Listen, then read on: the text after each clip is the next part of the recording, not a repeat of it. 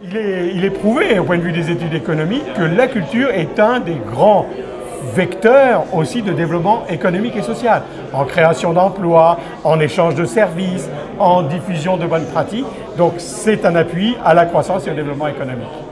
Le grand programme 10e FED, c'est un programme de 30 millions d'euros qui vise aussi bien le domaine du cinéma, de l'audiovisuel, de la création littéraire, de la danse et du théâtre.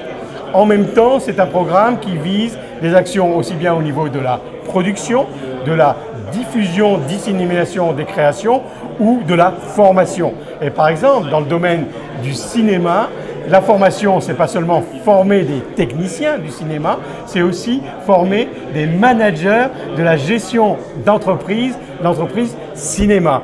Rendre aussi fiables que possible les projets de création. Representatives from some culture projects currently receiving EC funding gathered in Brussels recently. One of those is Arterial Network.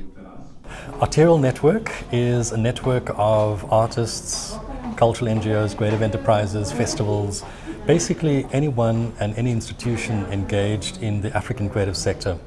And essentially, it's not just about developing the creative sector, but also its contribution to development, to human rights and democracy on the continent. Arterial is a very special project. At a certain stage, after having worked for more than 10 years in culture, also in Africa, Givos was thinking, how can we capture or try to address the very difficult issues like cultural policy development,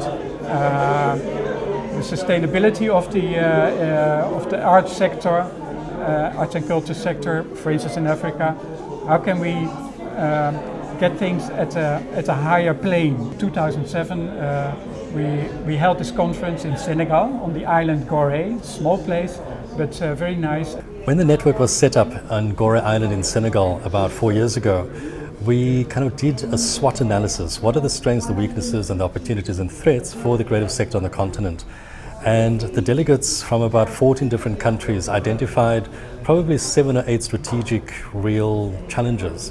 Things like a lack of policy, institutional framework for the development of the arts. Things like a lack of respect for human rights and for freedom of expression. So artists really, were censored, or there was a lot of self-censorship on the continent. Things like there simply aren't any resources made available by the public sector for the arts as one would find in other countries.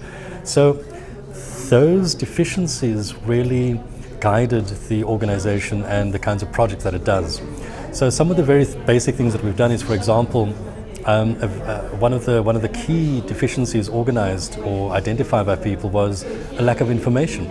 People simply didn't know what was happening in their own countries, let alone in the country right next door to them, let alone across the whole continent. So we've then produced a monthly newsletter, both in English and French, that just gathers information about what is happening on the continent and opportunities for people involved in the African creative sector to know what is happening.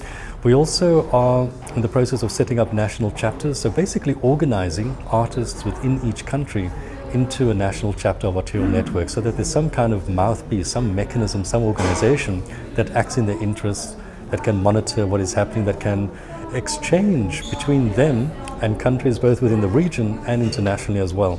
By spreading these particular creative goods and services, you're also then articulating African perspectives on the world.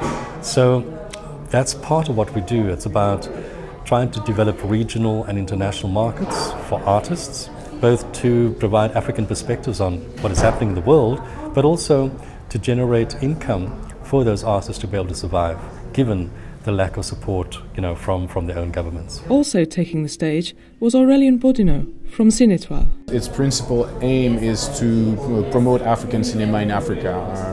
There are a lot of wonderful films in Africa, but unfortunately they're not being seen by Africans, and that's what we're trying to do.